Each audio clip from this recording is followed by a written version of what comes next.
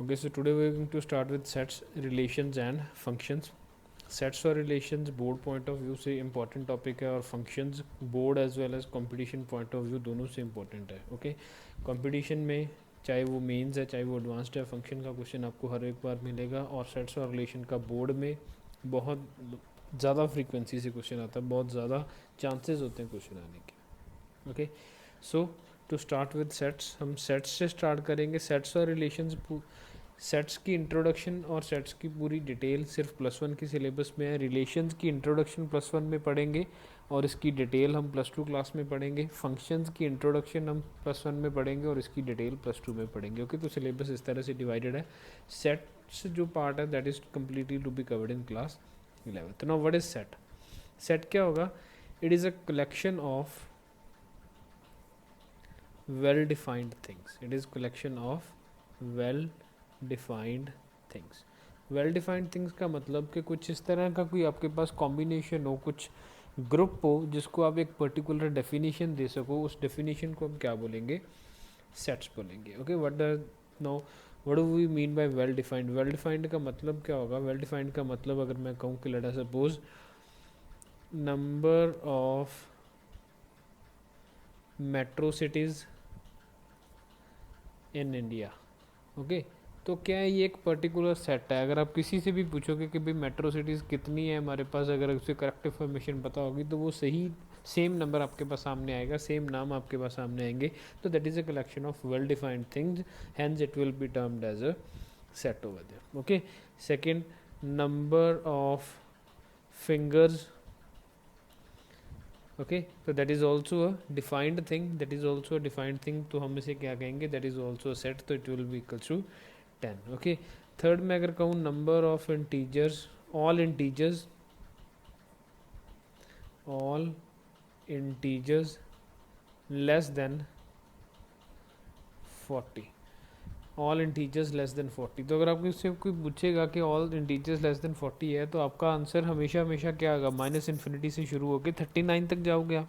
तो मतलब हर बार पूछने पे यही आंसर आएगा. तो means that is a well defined thing, so it will be called as a set over there. Okay, so it will be called as a set over there.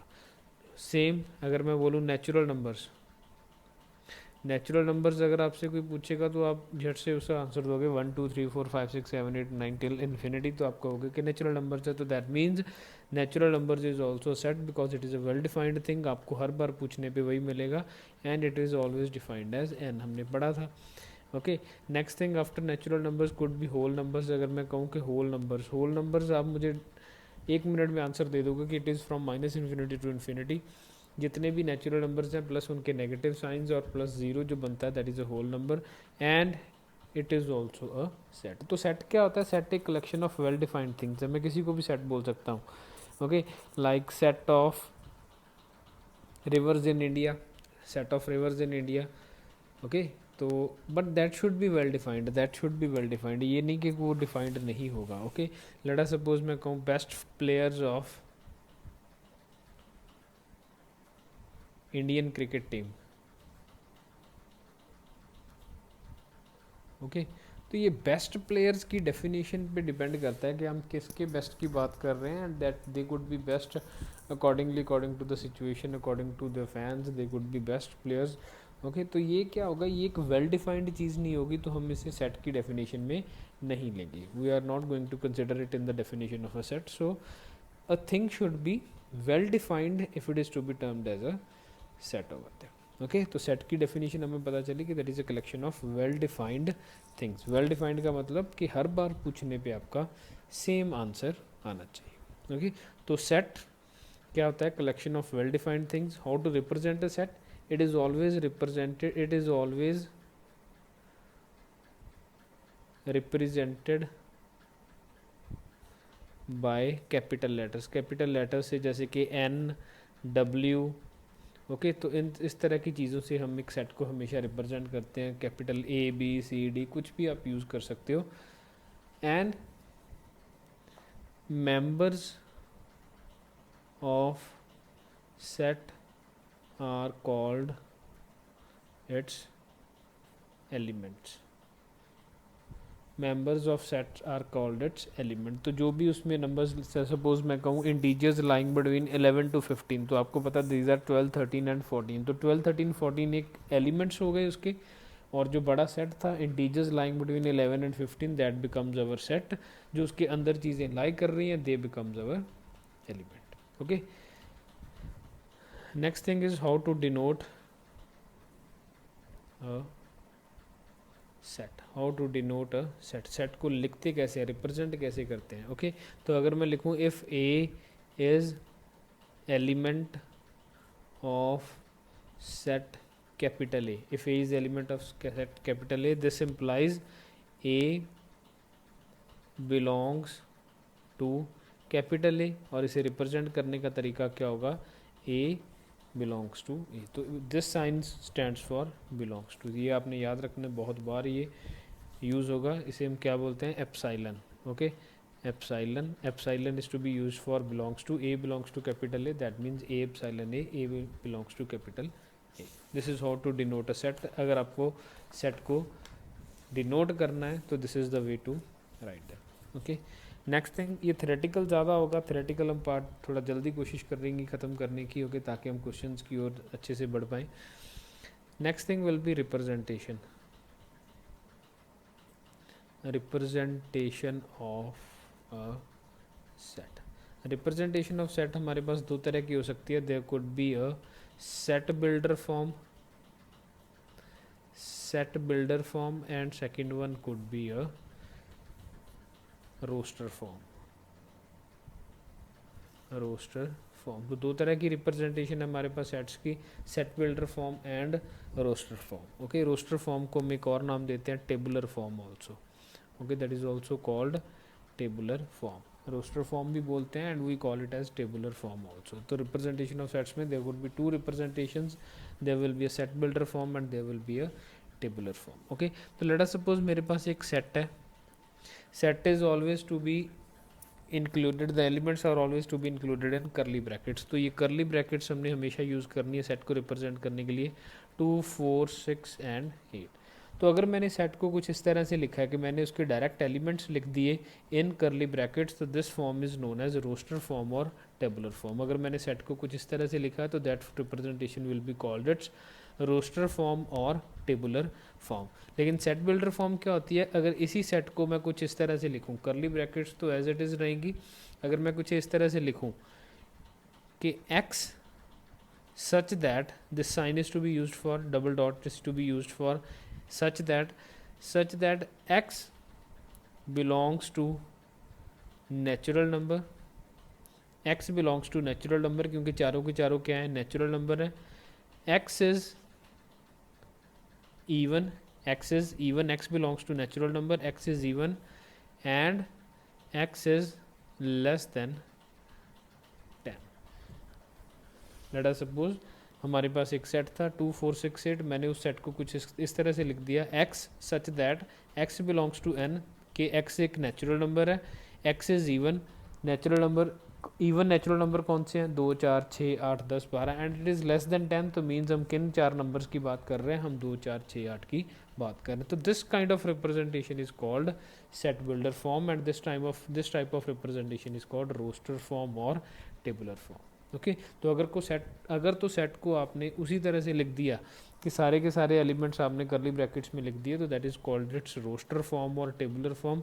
लेकिन अगर आपने सेट को कुछ इस तरह से लिखा है कि आपने उसकी डेफिनेशन बनाई है, तो डेफिनेशन बनने वाली जो सेट है, that representation is called as set builder form. Roster form को आप टेबुलर फॉर्म भी बोलते हो, set builder form, that is how to represent a set in the form of definition.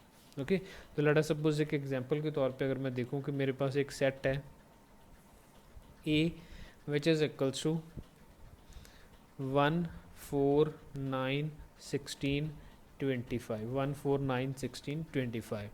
इसी सेट को मैं कुछ इस तरह से भी लिख सकता हूँ कि it is equals to x such that x is equals to n square where n belongs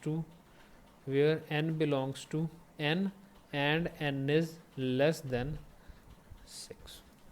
ठीक है, हम ये भी कह सकते हैं because x equals to n square, n square, n is natural number, n natural number less than 5 कौन कौन से, लेस देन 6 कौन कौन से हैं, 1 2 3 4 and 5. X is equals to n square, तो 1 का स्क्वायर 1, 2 का स्क्वायर 4, 3 का स्क्वायर 9, 4 का स्क्वायर 16 एंड 5 का स्क्वायर 25. ओके, तो ये कौन सी फॉर्म बन गई थी, this was roster or tabular form. And what is this, this is set builder form. Okay, तो दो फॉर्म्स बन गई, this is roster form and this is set builder form. तो this is how to represent a set over. और ये basic ये definitions हैं जो आपको बेसिक रिप्रेजेंटेशन की नॉलेज है जो आपको पता होनी चाहिए. These will not be directly talked in questions. Board level पे कई कबार क्वेश्चन आ जाता है ऐसा, लेकिन ज़्यादा इंपॉर्टेंट नहीं है. बस आपको रिप्रेजेंटेशन, ये रिप्रेजेंटेशन आपको देखने को बहुत बार मिलेगी, इसीलिए हमें इसे थोड़ा डिटेल में पढ़ना पड़ता है कि how to represent a set over there. Okay, तो second important thing that we need to know in sets is types of, different types of sets that we need to know. Okay, तो different types of sets की अगर बात करें तो first type to start with is empty set. Empty set या null set. Okay, तो नाम से ही पता चल रहा है एम्प्टी सेट और नल सेट का मतलब क्या होगा कि if it does not contains, if it does not contain any element, अगर उसमें कोई एलिमेंट है ही नहीं तो हम उसे क्या कहेंगे, एम्प्टी सेट कहेंगे. Let there be a set A which is equals to x, x such that x belongs to n, x is even and x is less than 2 and x is prime number. Let us suppose मैं कुछ इस तरह से लिख दूँ कि x belongs to n, x is even, x is less than 2 and x is prime number. तो हमें पता है कि 2 से छोटा कोई भी नेचुरल नंबर प्राइम है ही नहीं, तो मतलब इसमें कोई एलिमेंट नहीं लाई करेगा. अगर कोई एलिमेंट नहीं लाई करेगा तो that means it's a empty set. एक और एग्जांपल हो सकती है, x is a student such that x is a student studying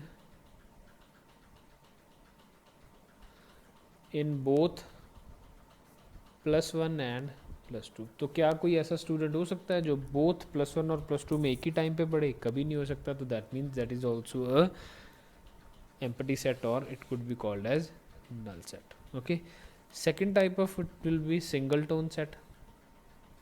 तो अगर null set का मतलब कोई सेट नहीं होना था तो singleton set का मतलब क्या होगा कि if it contains exactly one element, if it contains exactly one element, let us suppose a is equals to 2.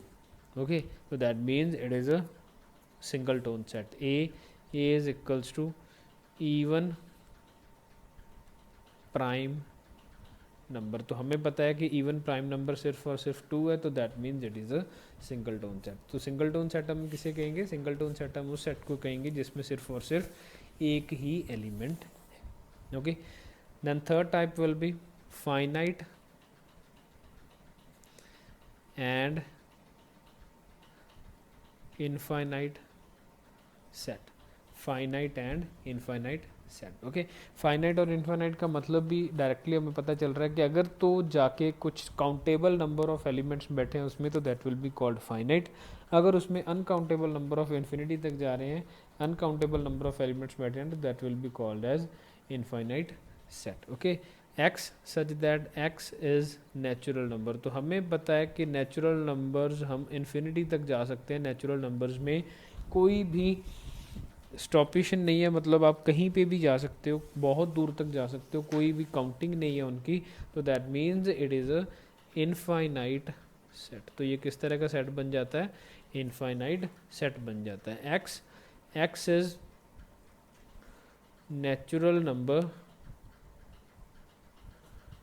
Less than 100. तो हमें अब पता है कि लेस देन 100 कितने नेचुरल नंबर्स हैं, देयर आर 99 ओनली. तो that means it is a finite kind of set. Okay, infinite set जो बहुत दूर तक जाए, इन्फिनिटी तक जाए, हम उसे काउंट ना कर पाएँ, कोई स्टॉपेज ना हो, तो that will be called as infinite set. And finite set is if it is limiting at something, like it is less than natural number less than 100, so that will be called as finite set. Then there are equal sets. Equal sets का मतलब भी आपको directly पता है कि which contains exactly equal elements, which contains exactly equal elements, that will be called as equal sets. Okay, fifth will be subsets. Subsets यहाँ से important चीज़ शुरू होती है कि what are subsets. Let us suppose A मेरे पास एक सेट है 1 2 3 4 5 और बी मेरे पास एक सेट है 2 3 4. तो क्या हो रहा है कि बी के सारे एलिमेंट्स सब किस में इंक्लूडेड हैं, ए में इंक्लूडेड हैं. तो here we can write B is subset of A. B is subset of A. और इसे लिखने का तरीका मैथमेटिकल फॉर्म में क्या होगा, बी इज एक इलोंगेटेड सी यूज़ करेंगे. ओके अगर हमने इस तरह से लिखा है कि बी इलोंगेटेड सी ए, तो this implies B is subset of A. B is subset of A का मतलब क्या है कि बी के सारे एलिमेंट्स किस में बैठे हैं, ए के अंदर बैठे हैं. बी के सारे एलिमेंट्स किसके अंदर बैठे हैं. This symbol is to be used for subset. Okay now sixth is power set. Okay, collection of all the subsets is called power set. collection of all the subsets is called power set. जैसे A है मेरे पास, मैंने अभी भी बात की, जैसे example लिया हमने, लेट्स सपोज A है हमारे पास 1 2 3 4 5. अब अगर मैं B की बात करूं तो 1 2 3. अगर मैं C की बात करूं तो दैट बिकम्स 3 4 5. तो अब ये क्या है, ये छोटे छोटे सेट्स हैं जो किस में से निकल के आए हैं, A से. तो मतलब A क्या है इसका, A is power set of B and C. तो A is power set of B and C. तो जितने भी एलिमेंट्स A के अंदर बैठे हैं वो सारे के सारे B और C में हमने डिस्ट्रीब्यूट कर दिए, या B और रेपिटेशन भी होगी लेकिन फिर भी हमने डिस्ट्रीब्यूट किए हैं. तो that means B and C are subsets of A. Okay, B and C are subsets of A and A is power set of B and C.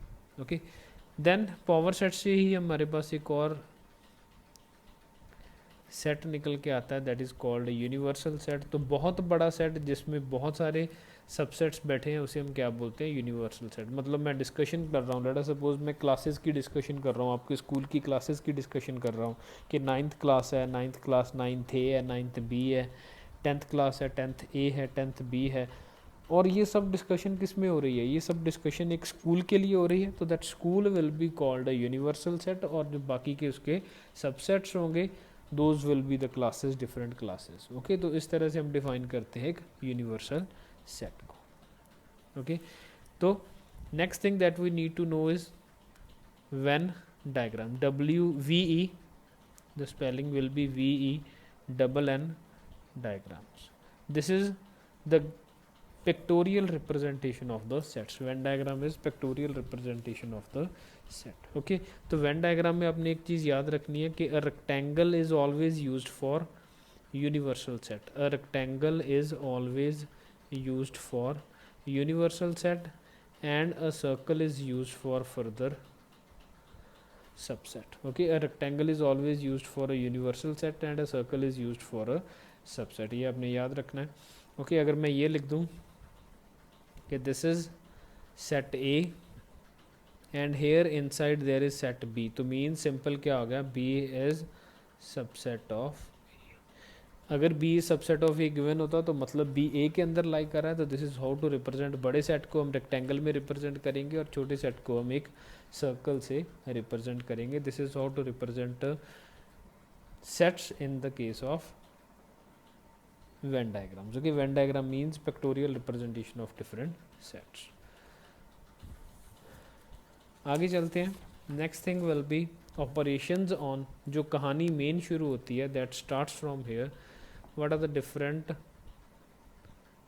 operations on sets those could be performed.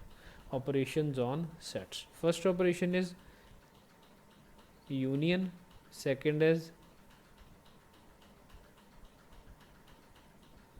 intersection, third is difference. Okay, there is union, there is intersection, there is difference of sets, then there is complement of a set, then there is complement of a set. Okay, so these are the four operations that we can perform. Union से आपको direct name से ही पता चलना चाहिए union का मतलब automatically क्या होगा, एडिशन। इंटरसेक्शन का मतलब क्या होगा, कॉमन। ओके, अगर सिंपल वर्ड्स में बात करें, डिफरेंस का मतलब क्या होगा, सब्ट्रैक्शन। ओके, और कॉम्प्लीमेंट का मतलब क्या होगा, ए बट, या हम बोल देंगे नॉट ए। कॉम्प्लीमेंट का मतलब क्या होगा, नॉट ए। तो ये चार हमारे पास ऑपरेशंस हैं। Union means addition, intersection means common, difference means subtraction and complement means not A. Okay, तो हम यूनियन से शुरू करते हैं। यूनियन से कि how these different operations could be performed. Late us suppose मेरे पास एक सेट ए है 1 2 3, और मेरे पास एक सेट बी है विच इज़ 2 3 4। यूनियन को हम कैसे रिप्रेजेंट करते हैं, हमेशा A U B, that means A union B. A union B का मैंने क्या आपको बताया कि दैट इज़ एडिशन। एडिशन में क्या करना है आपने, यूनियन में आपने दोनों सेट्स के सारे एलिमेंट्स को कंबाइन करके लिख देना है, प्लस जो रेपिटेटिव एलिमेंट है उनको आपने कितनी बार लिखना है, सिर्फ एक बार। तो that means 1 2 3 4, A union B will be equals to 1 2 3 4। Okay, तो that means union is simply addition, and जो रेपिटेशन होगी वो सिर्फ आपने एक बार करनी है, आपने दो बार जो एलिमेंट्स हैं वो नहीं लिखने। Okay, also A union B अगर हम सेट बिल्डर फॉर्म में लिखें तो this will be equals to x such that x belongs to A और x belongs to B. Okay, यही हो रहा है, 1 belongs to A, 2 belongs to B, 2 belongs to A also, 2 belongs to B also, 3 belongs to A, 4 belongs to B and 3 belongs to B also, 4 belongs to 4 does not belongs to A। तो मतलब क्या होना चाहिए कि x belongs to A और x belongs to B। और का मतलब होता है यूनियन। या तो हिंदी में समझने के लिए या सिंपल लैंग्वेज में समझने के लिए क्या हो जाएगा, या A या B, मतलब A से भी एलिमेंट उठा लो, B से भी एलिमेंट उठा लो, दोनों को कंबाइन करके लिख दो। रेपिटेशन हो रही है जो, उसे आप कैंसिल कर दो, उसे सिर्फ आप एक बार कंसिडर करो, तो that will B union. Okay, अगर हम वेन डायग्राम की फॉर्म में रिप्रेजेंट करें तो क्या था, ये एक यूनिवर्सल सेट बनाना पड़ेगा आपको कुछ इस तरह से।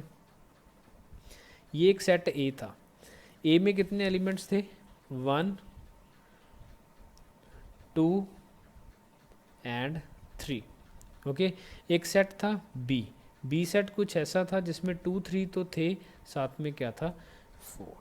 ओके, तो this is how to represent the sets in the case of Venn diagram. अब यूनियन क्या है, यूनियन क्या है, इन सब का कॉम्बिनेशन। तो that means this area will be represented by the union, this area will be represented by the union of both the sets, this shaded region will be represented by the union of both the sets. जैसे जैसे हम question करते जाएंगे ये आपको पता चलता जाएगा। ओके, अब कुछ प्रॉपर्टीज़ होती हैं यूनियन की। प्रॉपर्टीज़ ऑफ यूनियन क्या होंगी कि A union B will be equals to B union A. ये आप करके देख सकते हो, कोई डिफरेंस नहीं आएगा, चाहे आप A union B A plus B कर दो, चाहे आप बी प्लस ए कर दो, कोई डिफरेंस नहीं आएगा। Second property will be A union B union C will be equals to A union B union C. तो मतलब अगर आप ए यूनियन बी करके फिर उसमें सी ऐड करोगे, या बी यूनियन सी करके फिर उसमें ए ऐड करोगे, तो there will not be any difference. Next will be A union phi. Phi का मतलब होता है नल सेट। फाई हमेशा यूज़ किया जाता है किसके लिए, नल सेट के लिए। ए यूनियन फाई, अब अगर मैंने ए में कुछ नहीं ऐड किया तो that means it will be simply equals to A. Okay, and A union A union A will be equals to, अगर मैंने ए में ही ए ऐड कर दिया तो वो क्या रहेगा, सिंपल ए ही रहेगा। ओके, क्योंकि रेपिटेशन तो हमने कंसिडर करनी नहीं, तो that will be equals to A. And A union U, U क्या था, यूनिवर्सल सेट। अगर ये ए था, ये बड़ा यूनिवर्सल था, दोनों को कंबाइन कर दें तो मेरे पास क्या बन जाएगा, that will be equals to universal set. Okay, that will be equals to universal set. तो वो हमारे पास क्या बन जाता है, यूनिवर्सल सेट। तो this is what is called the union of different sets. तो सेकंड थिंग इज इंटरसेक्शन। अब देखिए इंटरसेक्शन क्या होता है। इंटरसेक्शन का मतलब मैं आपको बताया था कि दैट इज कॉमन।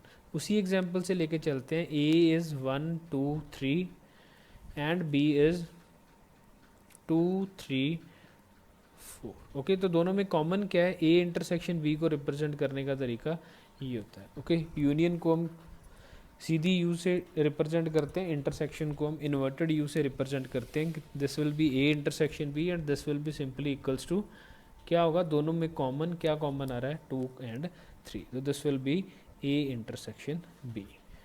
ओके, अगर हम वेन डायग्राम में, अगर हम मैथमेटिकल फॉर्म में देखें, रिप्रेजेंट सेट बिल्डर फॉर्म में लिखना हो तो क्या बन जाएगा, x such that x belongs to A and x belongs to B, मतलब कि एक्स ए को भी बिलोंग करे और एक्स बी को भी बिलोंग करे। अगर ये चीज़ दोनों होगी तो then it will be A intersection B. अगर ये होता है कि एक्स बिलोंग्स टू ए और एक्स बिलोंग्स टू बी, मतलब या तो वो ए का हो या बी का हो, then it will be A union B.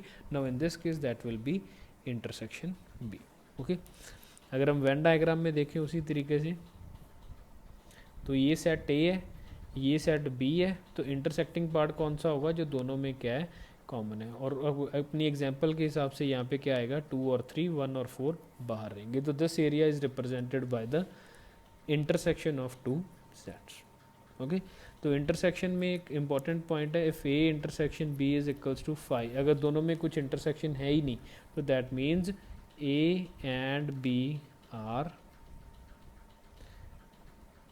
Disjoint sets. अगर दोनों में कुछ कॉमन है ही नहीं तो that means A and B are disjoint sets. Okay, तो सेम हम प्रॉपर्टीज़ पढ़ते हैं। प्रॉपर्टीज़ क्या होगी कि A intersection B is equals to B intersection A. First property कि A intersection B is equals to B intersection A, this is first. Second one will be A intersection B intersection C is equals to A intersection B intersection C. ठीक है, जो union में पढ़ा same properties followed over here.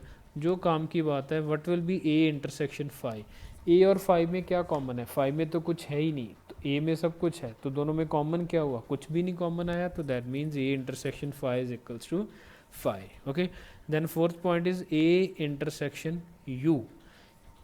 अच्छा, ये ए है छोटा, ये बड़ा यू है, तो दोनों में कॉमन क्या आया, ए ही तो कॉमन आया, क्योंकि ए अपने आप में उसके अंदर बैठा है, तो that means A is A intersection U will be equals to A. Okay, this will be equals to A. And fifth property, what will be A intersection A? A और A में आपस में intersection क्या है, common क्या है, सब कुछ common है, तो that will also be equals to A over here. Okay, that will be explained over here. Okay, then there is important property over here, distributive property. Distributive property says A intersection B union C. A intersection B union C will be equals to A intersection B union A intersection C. Okay, A intersection B union A intersection C, same as जैसे addition और subtraction में जो algebra के rules follow होते हैं, वही rules यहाँ पे फॉलो हो रहे हैं कि A intersection B union C will be equals to A intersection B union A intersection C। Okay, इसे हम थोड़ा सा इसकी एक्सप्लेनेशन देखेंगे, मैथमेटिकल फॉर्म में कैसे एक्सप्लेन किया जा सकता है। लेट अस सपोज ये मेरे पास एक वेन डायग्राम है जिसमें ये यूनिवर्सल सेट है, ए बी सी 3 सेट्स हैं। ओके, या जैसे जैसे हम अगर क्वेश्चन करेंगे तो आपको ज़्यादा समझ में आ जाएगा। फॉर द टाइम आप इसे पेंडिंग रखिए, डिस्ट्रीब्यूटिव लॉ आप लिख लीजिए। जैसे मैं आपको 3 सेट्स के लिए एक वेन डायग्राम बनाने के लिए बताऊंगा, तब आपको ये इजीली समझ आ जाएगा। दिस इज डिस्ट्रीब्यूटिव प्रॉपर्टी के A union intersection B union C will be equals to A intersection B union A intersection C. आप एक बार इसे इस तरह से समझ सकते हैं कि ये ठीक वैसे खुल रहा है जैसे हमारी ब्रैकेट्स खुलती है मल्टीप्लिकेशन के और सब्ट्रैक्शन एडिशन के केस में, सेम ये वैसे ही परफॉर्म कर रहा है। ओके, तो these were the 2 basic operations, union and intersection. Next हम डिफरेंस और कॉम्प्लीमेंट के बारे में बात करेंगे and then we will do some questions of the sets. Okay, thank you.